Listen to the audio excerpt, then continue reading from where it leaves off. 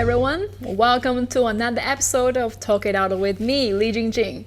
This show aims to show you the stories and voices that are often neglected by mainstream media. And today, we're going to talk about the debt trap myth. The developing countries are uniting through different organizations such as BRICS, ASEAN, and of course the Belt and Road Initiative. But I'm sure you all, to some extent, have heard about this negative report on Chinese investments overseas. For example, some media and academics are accusing China trapping countries in Africa and Latin America with great debt. But is that really the case? To really understand these projects, these investments, today I invited a special guest. His name is Hussein Askary. He is the Southwest Asia coordinator of the Schiller Institute. He's also the vice president of the BeltAndRoad Institute in Sweden. He did thorough research into those projects. So, Mr. Askary, welcome to the show. Thank you very much, Jingjing. I'm very happy to be with you. Okay, so Mr. Askary, I know my introduction about you just now wasn't enough because you did so many great work. You did so many research. So before we talk about all these projects, can you first tell our viewers more about yourself, about your background, and what research you focuses on? Yeah, thank you. Well, I live now in Sweden. I'm a Swedish-Iraqi citizen. I was born in Iraq, in Baghdad, in 1968, and I was raised in the northern Iraq, but then I went to university in Baghdad again. I studied translation and interpretation, English, Arabic, but I also, because I was in the Kurdish region, I was speaking Kurdish. Then we moved to Iran after the Kuwait War. In 1991, we had to leave under very dramatic circumstances, the whole family. I learned some Persian, and then I moved to Norway in 1992. I mean, everybody knows about Iraq, all the horrible things that have happened in Iraq. I've been a witness to it, but also I learned a lot about international politics from being Iraqi myself, but also being able to observe the world from outside Iraq also gave me a certain advantage. So in 1994, I went to a meeting of the International Schiller Institute. It was about the Palestinian-Israeli peace agreement, the Oslo Agreement. It was the first time I heard a political organization saying there is no peace without economic development. And there will be no political reform if you don't start with building the economy. Because what we have learned is that all the trouble in our countries is because of our governments. So if you change the government, everything will be fine. But we changed many governments in Iraq, we changed many governments in Africa, but things don't get fine, things get worse, actually. So I was fascinated by the idea that economic development and a scientific view of economy is the basis for stability, peace, and political reform. So I joined the Schiller Institute, and I started working within it. I mean, they're affiliated with the international magazine called Executive Intelligence Review, which was established by American economist and thinker Lyndon LaRouche. And the whole work of this association started actually after President Nixon ended the Bretton Woods agreement. And then the whole world system changed. And the dollar became not only dominant, but dollar and other currencies, money became a commodity in themselves. And to be able to just to illustrate some of these things, because it tells also about some of the things I have been involved in, and it tells about my work, because right now we have a global financial breakdown crisis. Now people think this is a dollar crisis. It's not only a dollar crisis, and it's not because of Russia. The inflation we have now is not because of Russia. It's mostly the commodity prices going up is because of the sanctions imposed on Russia, and of course directly to the crisis in Ukraine, but this process has been ongoing since the 1970s as a Western financial economic policy. And Lyndon LaRouche, who started this movement in the United States, he warned against this. And as an example, he made forecasts how the economies of the United States and the Atlantic region will go. He presented, if I may share with you, just this image. It's called a typical collapse function. And you see already in 1971-72, a new process started after the end of the Bretton Woods system. And what happened is that you had monetary and financial assets, that's printing money, but also financial institutions, banks, financial firms, which were deregulated, started creating financial paper and selling it in the market. So people, savings, pension funds, everybody was investing in financial paper because it would give you much higher profit than investing in the lower curve, the blue curve, which is investing in infrastructure and the physical economy, investments in healthcare, education, railways, dams, power plants. These things don't give much financial money profit, but they are necessary for a modern economy to sustain and develop. So therefore, we had the world moving into financial world and monetary world, the money and the finances moving farther and farther away. We had an economic system where it was split, while financial and monetary aggregates, that's money and financial value, was growing in the market. The real physical economy of society and productivity of society were going down because governments, institutions, private institutions did not invest in the infrastructure. And that's why, as LaRouche had predicted or forecast, it collapsed. It was bound to collapse. He already said that in 1995, this system is finished, it's going to end in collapse, and it did collapse in 2008. But what governments did in the West is that they poured even more money to save the bankrupt financial and banking systems, and this money was not used to lend money to the real economy. Now in China, you have a completely different situation where the blue line, which is investments in the physical economy, go hand in hand with the other lines. So in China, you do produce financial assets, you do print money, but that money is used and credits are used for improving the infrastructure, industry, agriculture, healthcare, and so on. So you have now two systems in the world. And now also because of the tension in the world, we have two systems going completely opposite each other. One is the China, Russia, the BRICS countries, the Shanghai Cooperation Organization, and on the other hand, you have the transatlantic system, NATO, the Anglo-American system.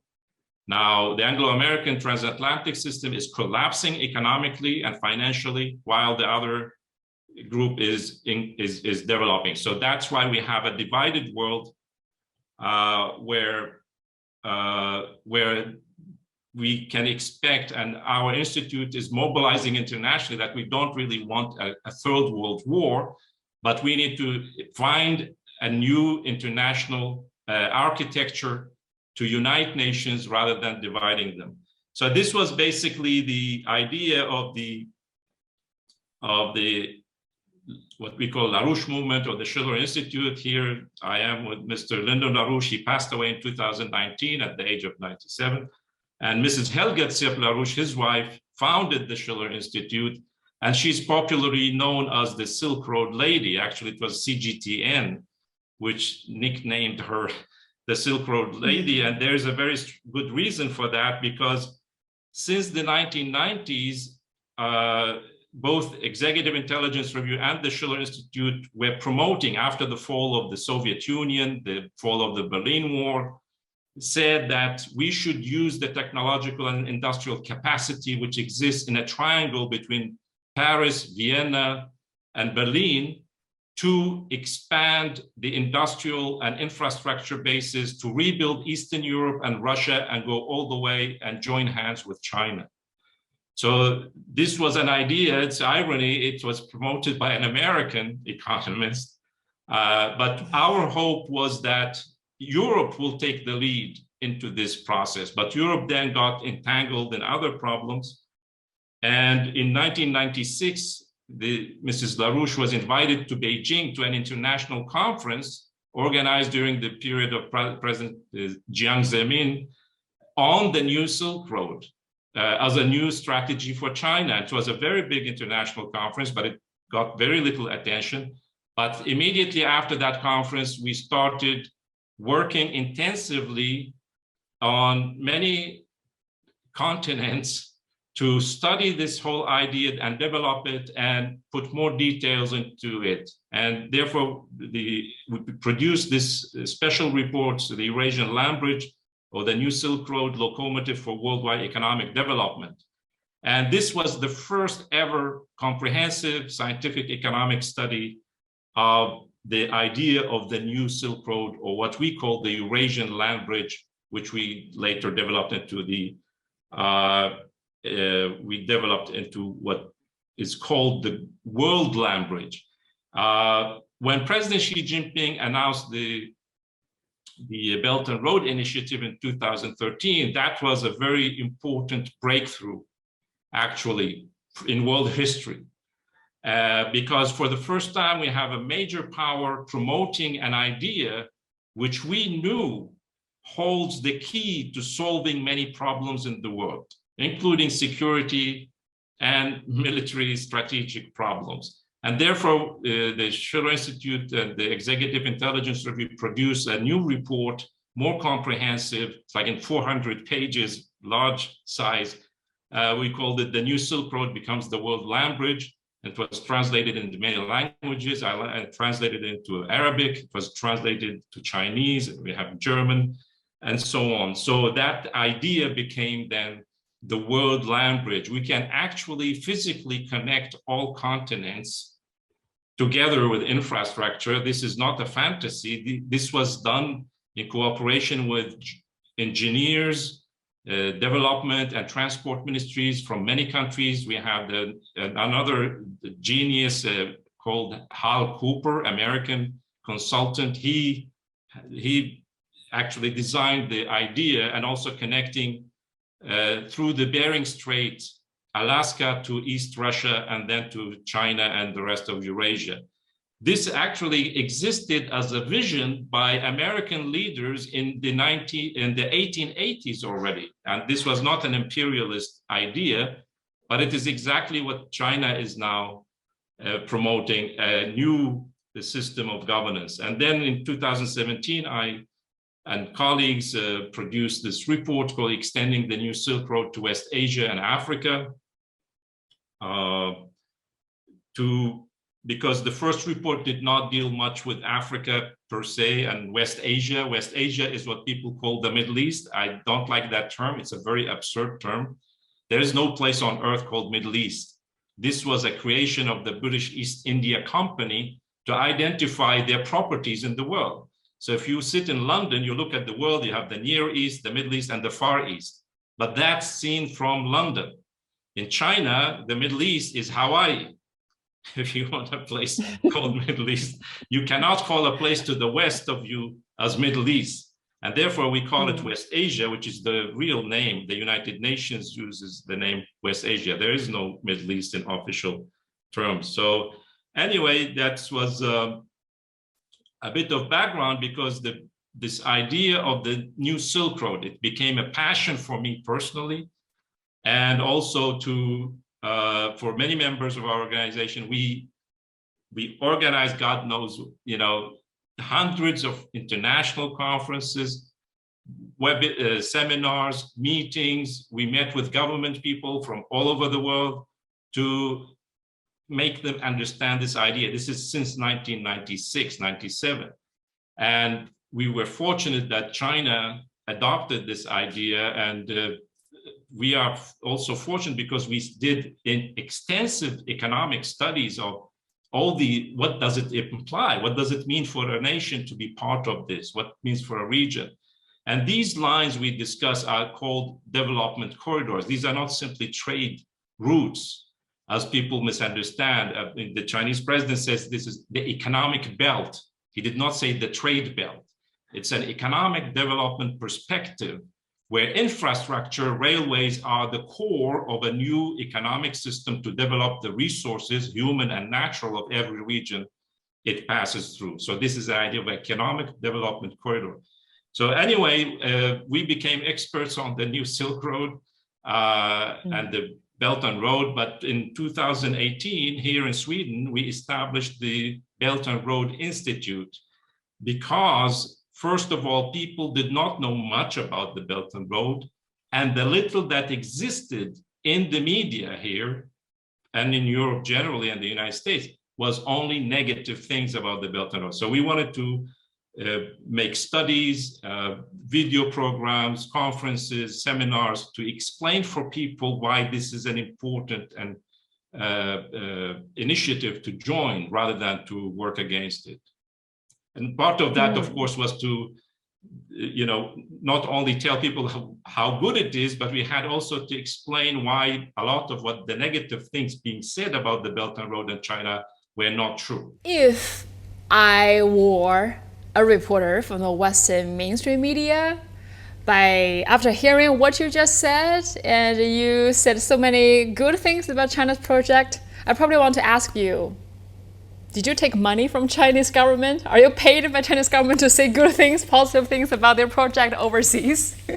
No, because when we started this thing, it was not even known in China in a sense. I mean, this was not, I don't claim that it's our idea, but when we launched this thing, we launched it actually as a European idea, an American idea, that this is the way to establish peace and development in the world. This would be good for Europe, not for China only. And therefore, it was our initiative. This is our baby. And therefore, because for me, coming from Iraq and seeing what has happened in West Asia, in Africa, all these countries, and all these regime change wars and conflicts in Afghanistan, these are horrible things. And we have seen this Western policy or transatlantic policy of regime change and wars have produced horrible things in the world. And therefore, it's important for us morally and ethically and in every aspect to push this project, because this is the way we believe in it. We designed this idea that this is the way to peace and prosperity. It's not just a Chinese project. It's a global, for us, it's a global initiative. And every nation in the world, including the United States, should join in this project. That's a very fantastic analysis. But Mr. Askary, if the Belt and Road Initiative is really as helpful as you just said to the developing countries, then why there's a huge negative news about Chinese investments in those regions? Where does all this negative news come from? Where does this debt trap diplomacy term come from? Yeah, well, I can tell you a funny story. First, when the U.S. Foreign Secretary Rex Tillerson under the Trump administration was going to Africa to warn African nations against working with China, a Chinese ambassador, I think it was in South Africa, he said, the American ambassador, he lands in an airport in Africa, which was built by China. Then he travels by car on a road built by China. And then he goes and gives a speech in a building built by China. And then he tells people, be careful not to work with China. So that tells a very good story, because when you come to reality, it's completely different. Now, there are two things about the debt trap. Now, there are institutions I reference in my work, of course, that really debunk the whole myth of the debt trap, including American institutions. But there are two things. It's the size of the debt owed to China is not what people think. You know, as I wrote recently in my research articles on Sri Lanka and Pakistan, it's 10% in both countries. That's government debt. But for the international financial institutions, it's about 40 to 50 to 60%. There's another point which people don't pay attention to, is how is the debt incurred? Where do these nations use the debt or the loans they get from China and the loans they get from the West? The debt, the loans they get from China are invested in infrastructure, which means that modern infrastructure, as any sane human being knows, that clean water, electricity, better roads, better railways, better ports and airports and hospitals and schools improve the productivity of society. That's where the Chinese loans go. And when you improve your productivity, your ability to pay back increases. The loans from the West and from Japan and the Asian Investment Bank, which is not really Asian, it's Japanese, American, British, Australian, and so on. These loans are usually given in emergency situations to countries who are in trouble to cover their trade deficit and fiscal deficit. So that money evaporates immediately because you are not using that to solve the core problem, which is the lack of productivity in society, the lack of infrastructure, which is the source of the problem. But then this debt is piled upon each other. Now, there's another thing which comes from Western financial institutions. It's called the international bond markets, which Sri Lanka's problem is actually, and also Pakistan and many countries. These are private financial markets where governments go to borrow money when they can't get it from the IMF or the World Bank or somewhere else at low rates. They go and borrow money from these financial markets who are looking for profit. And they borrow this money also to cover deficit, not to build new things which will help them. And the interest rates are very high on these loans. But by time, these loans just become bigger and bigger, and the countries don't manage to pay them back. So what the financial institutions, like big investors in the United States, for example, BlackRock, and a British fund called Ashmore, I mean, they have trillions of dollars in their funds, and they buy the debt of countries. So what they do, they sell this debt to other so-called vulture funds. I mean, vultures, which eat cadavers. And these funds then make profit by buying the debt of these poor countries who are in trouble. And then they demand full payment in time, otherwise they get punished. So that's what you discover, is that not only that China's share of the debt of those countries is small, China's loans are qualitatively different because they help those countries cope with their problems, while the debt incurred from Western institutions, they worsen the situation. And these countries become hostage to conditionalities and political, like Sri Lanka now, there's a huge investment by the United States, not in infrastructure, but in political groups to move them into the so-called Indo-Pacific strategy away from China and their neutral policy.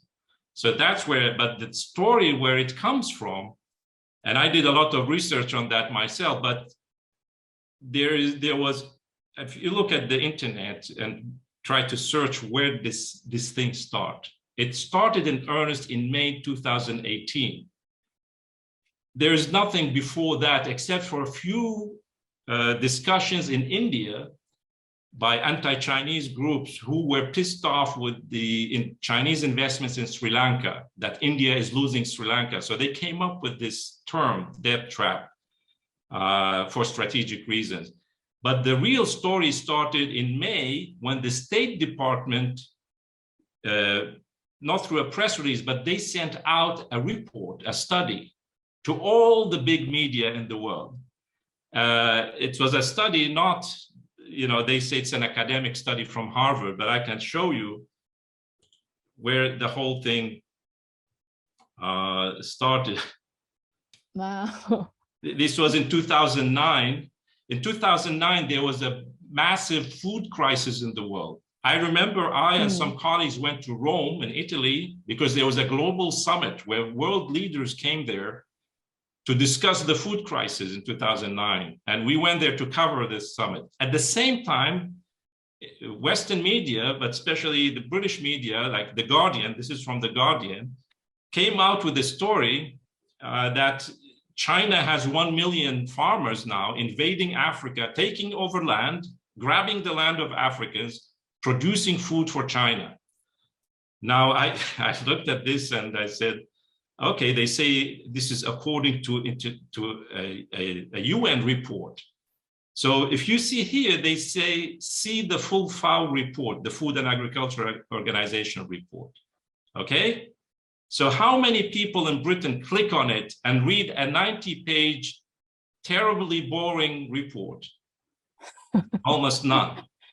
So I did. I'm looking for truth, not in simply facts, but I want to find out exactly what do they mean, because this is really serious. 1 million Chinese farmers have invaded Africa. So I click on the report, I read the report once, there's nothing about China or 1 million.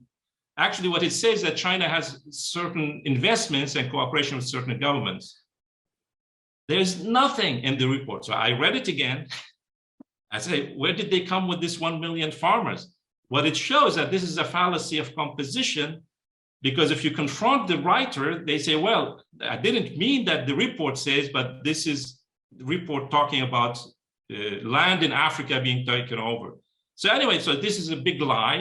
I sent them a message and they have not removed it from their website yet.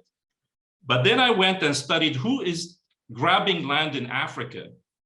It turns out that British, mostly British and Scandinavian and German and other companies have taken over millions of hectares of land in Africa, not to produce food, but to produce sugarcane and other oil-rich crops to produce biofuels for cars in Europe. And this was a report done by Friends of Earth. I also studied a report by the European Union. They sent a commission and they actually confirmed this, that it's the Europeans who are grabbing the land in Africa, not the Chinese. So anyway, I became an expert in finding out these things, because what you have to do, I mean, truth is not simply finding facts, because many facts are fabricated. Statistics can be fabricated, but you have to have a hypothesis in your mind why this is being pushed. What is the motive to push this? And of course, when you find one case, two case, three cases that this is fake, then you know that all the others are fake, but you have to check every case anyway for your credibility. But I want to share with you why this is being done. And I would borrow from psychology. There's something in psychology called psychological projection. And I will read for you what it says on Wikipedia. It says psychological projection is a process of misinterpreting what is inside as coming from outside. It forms the basis of empathy by the protection of personal experiences to understand someone else's subjective world. In its malignant form, in its worst form, it is a defense mechanism in which the ego defends itself against disowned and highly negative parts of the self by denying their existence in themselves and attributing them to others. So you have committed bad things, but this is like some sort of a sickness in a sense. You project your own misdeeds, things you have committed, bad things you have committed, and deny they exist in you, but then you attribute them to someone else. The Chinese did it, but you know, so that's the idea of projection in general. Yeah, exactly. I remember when I read all these crazy atrocities that they accuse China of. For example, what they said about Xinjiang, with other terms like concentration camps, forced labor, and then what they did to other Uyghur women. I mean, if you are Chinese living in China, all these things, it sounds crazy to you. I mean, we've been living here for so long. We read news all the time. We have interactions with people from Xinjiang all the time. If you think there are so many atrocities like what you said and so many refugees, you think we wouldn't know? I mean, with the internet, any tiny things will explode. And so when they're accusing that much horrible atrocities that happen in China, I'm always curious, where does all this idea come from? Like, you must have a wild imagination to picture your enemies doing some horrible things. And then I look at the reality, and everything you can trace back to something happened in the West. Concentration camps, so like, yeah, put people in prison for no reason. So like, I mean, everything you can trace back to some part of their history. So yeah, that's projection. I mean, why is Julian Assange in prison? They want him to die in prison or extradite him to the United States because he simply showed the world what the United States have done in Iraq. Now, the problem is that even in Iraq, they are trying to say, oh, it's the Iranians who are doing all these bad things now. So they made a large part of the Iraqi people enemies of Iran by convincing them that everything bad in Iraq happened is because of Iran, not because of the US and British policy.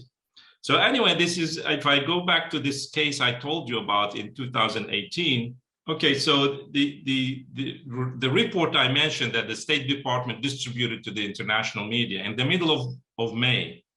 Now here it said that this is the report, it's called Debunk Diplomacy, China's strategic leveraging of its newfound economic influence and the consequences for US foreign policy, Belfer Center for Science and International Affairs, Harvard Kennedy School. So this is Harvard, you know. So, but there's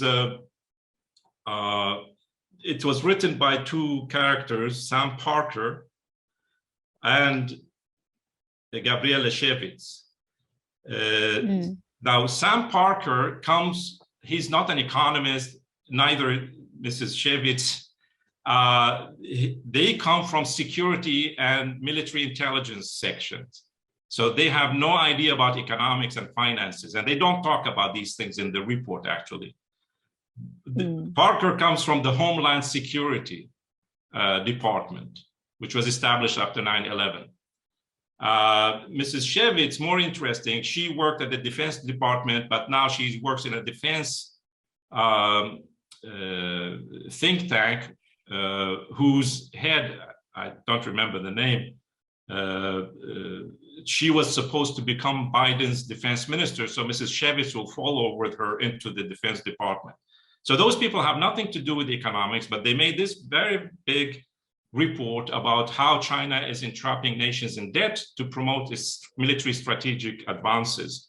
And the report, and that's what the real story is, was commissioned by the State Department. So those two guys in Harvard did not come up with the idea themselves. They were commissioned. They were told by the State Department to write the report about this theme.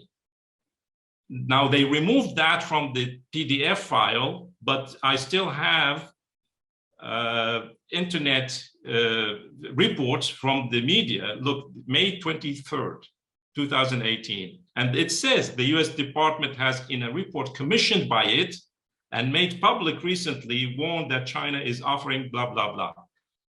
Okay? The same thing. This is in Sri Lanka. This is also May 18.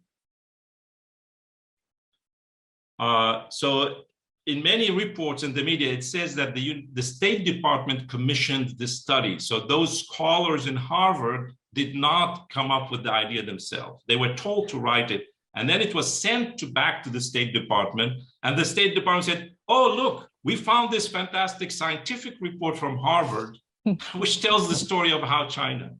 So anyway, so they couldn't cover. But then the same year, the State Department, its financial report to the Congress to ask for more money for the next financial year. What they say there is interesting, because they say that they had in 2018, they had a multi-language team of linguists and narrative specialists working with the department's Bureau of International Information Programs and so on. And it says that what we found after them spreading all this stuff all over the planet, saying we observed growing use of the term debt trap diplomacy to describe Chinese investments. And then they say the department continues to message on this subject, delivering additional high-performing materials, including Harvard study warns of perilous debt trap diplomacy. So all American embassies all over the planet, they spread this material to the media, to NGOs, to activists, bloggers, and of course paid money in that process. So the State Department is saying, look, give us more money so we can put out more dirt on China in international media. I'm not going to go through all the debunking of. So Congress, especially under the Trump administration, and in even under Biden, they gave more money to anti-Chinese propaganda. And this was a bill which was passed in the Senate unanimously. I mean, the two parties in the United States, they fight against about everything, but they agree on Russia and China and the terrible US policies internationally. So this is Strategic Competition Act of 2021. And it says there should be authorization of $300 million a year for 5 years. So each year, $300 million will go to the fund for countering Chinese influence through the State Department. Now, the State Department has an office, it's called Human Rights, Democracy, and Labor Office, which has branches in every American embassy in the world. And what is their job? Well, they will take the money appropriated to them by Congress. And what they do is that they will train local media around the world to, both find bad things about China and the Belt and Road Initiative, they name it by name, and that there should be accountability for these things. So the United States creates the story, a fake story, and they say, oh, the fake story has spread all over the world, but we are spreading them. Now we need the people in those countries themselves to spread the story so it becomes more credible. So if somebody in Iraq or Sri Lanka or in South Africa, from that country, a journalist or activist starts saying these things, then it will have more credibility than we saying this. So this is, the money went through, and there was this big scandal in Zimbabwe last September, 2021, where the government discovered, I mean, Zimbabwe is now the largest cooperation partner with China. They have many cooperation agreements with China, many Chinese investments, and the government is in a volatile situation. Elections are coming, and the story came out that the US Embassy in Zimbabwe was organizing courses for journalists, bloggers, and civil society NGOs and activists who are against the government to train them how to write bad things about the Belt and Road and Chinese investments in Zimbabwe. And one of the participants leaked out that they were offered $1,000 for each article or video or whatever. Now, so you see the whole story, how it was built up, how it was spread. And unfortunately, people buy this story because it's all over the place. Nobody cares about checking the facts, looking. I mean, I spent many hours reading through the Pakistani and Sri Lankan central bank records. Now, of course, not everybody is able to do this terrible work, to figure out what they are saying there, with the numbers, and you compare the numbers, and also, but there's a horrendous lack of, a moral stance to be able to say, well, this is not true. Let us look at this, look at the details, and so on and so forth. But then there's this peer pressure, this enormous pressure in the media everywhere to believe these lies because people are surrounded by them the whole time. So that's really where the whole debt trap thing started, and it continues. I mean, it was debunked many times. I mean, I wrote about this already in 2018 when this story came out. I pointed at where it comes from, the source of it, but of course I don't have the same ability as the Western media and the State Department to reach out to people in the world. But it is getting out to a relatively good number of people. But it's important that people in governments in Africa, in Asia, in South America, they don't believe this thing. That's why, and this is what is an irony, the more bad things they say about the Belt and Road, the more nations join it. Didn't anybody ask that question? If it's so bad, if it has been bad since the beginning, why so many countries are joining it? They're joining it because they realize that this is the fantastic way of economic cooperation, developing the countries, and the idea of win-win is true. It's not a trick, it's not a tactic, and therefore that's where I think the world, I mean, our job is not to promote China. Our job is, but our mission as a Schiller Institute is to make sure that Sweden, Europe, and the United States joins the project rather than works against it, because it's beneficial for us here, not only for China or the developing countries. I told this joke at this webinar last weekend. This joke is like, they say United States is like your jealous neighbor. When he sees you build a swimming pool in your yard, he's very jealous. But instead of building his own, he decided to take a dump in yours. And then through this, you see exactly. So instead of offering a more competitive offer to those regions, to those countries, or spend that money on some useful things, at least provide some healthcare or education for their own citizens. But no, they're spending this much of money just to badmouth China's investments across the world. I mean, I think this is like such a waste of money, such a waste of time. But unfortunately, bad news, not bad news, but like people tend to believe this negative news.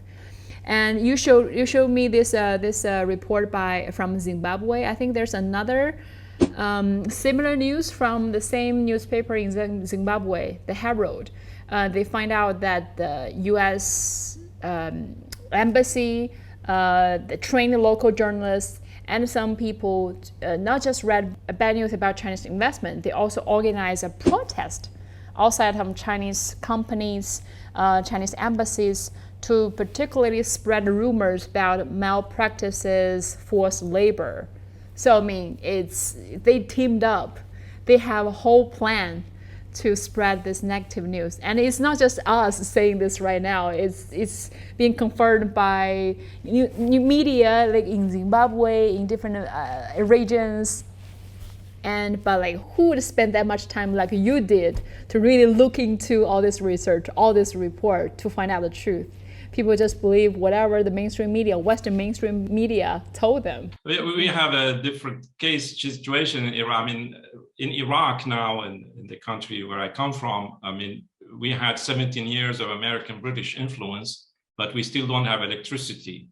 We don't have clean water. We don't have good roads. We don't have good healthcare. I mean, people have to travel abroad to get treatment. We have a lot of oil money.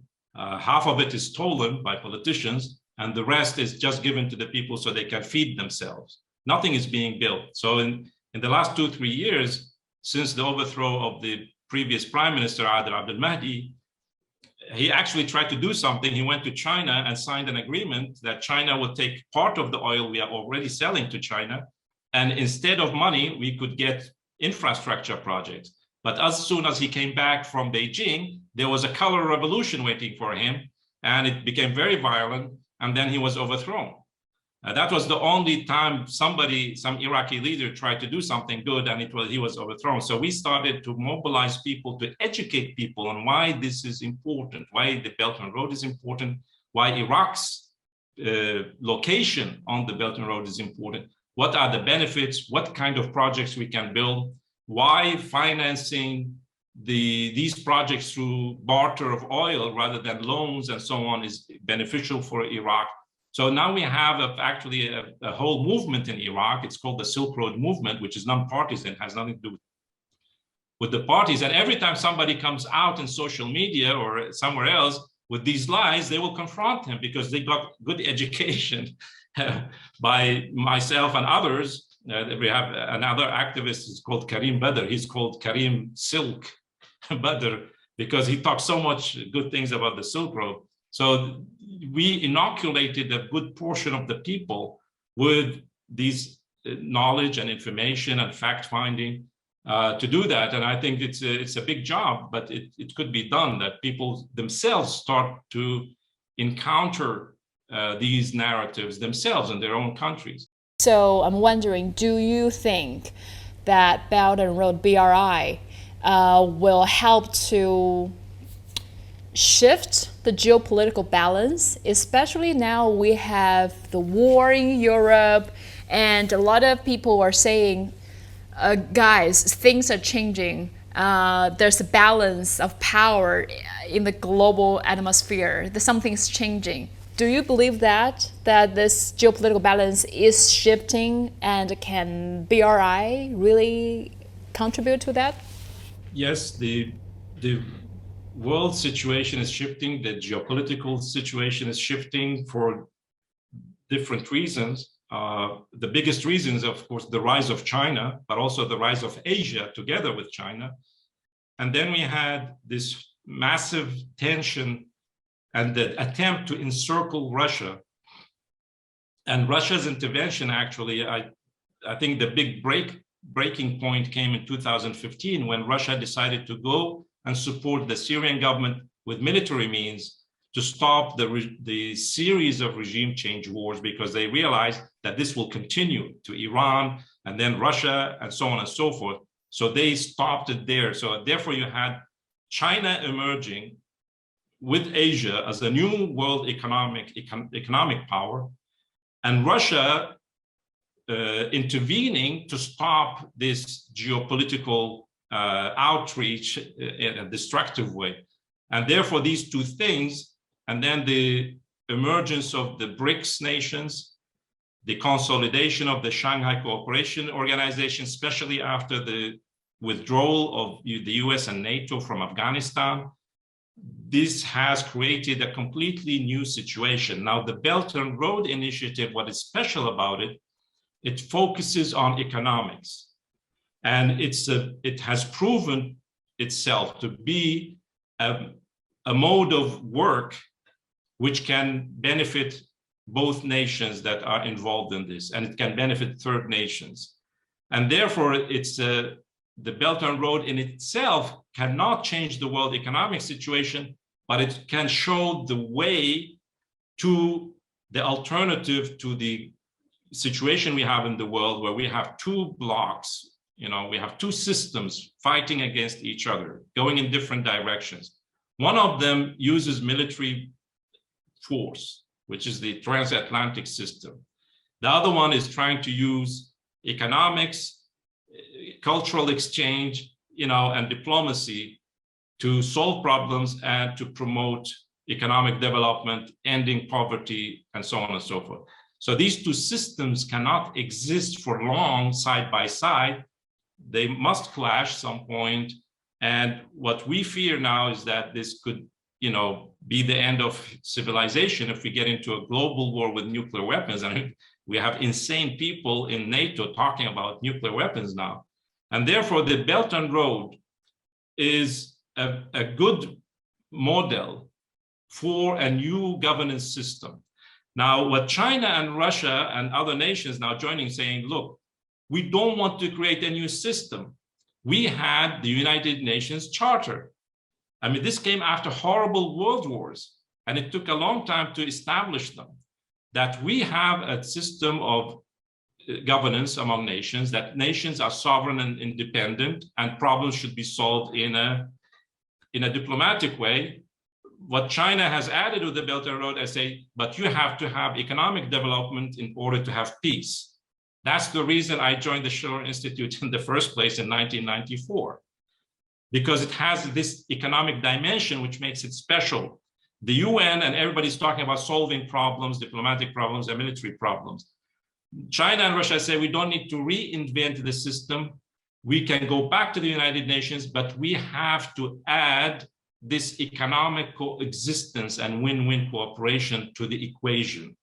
Because peace does not mean the absence of war. Peace means that you develop the living conditions in societies and among societies so you can ensure this reliance among nations on each other, which we have seen now because, because of the pandemic. If something goes wrong in a country, many factories in another country stop because they need this stuff coming from this other country, like from China. So there is a dimension of economics which people don't really understand in this new world order we are talking about. So I don't think we have much time for these two systems to be fighting each other. We are coming to a breaking point now with the Ukraine situation and probably Taiwan situation, where we'll have a big clash between the big powers, and this is quite dangerous.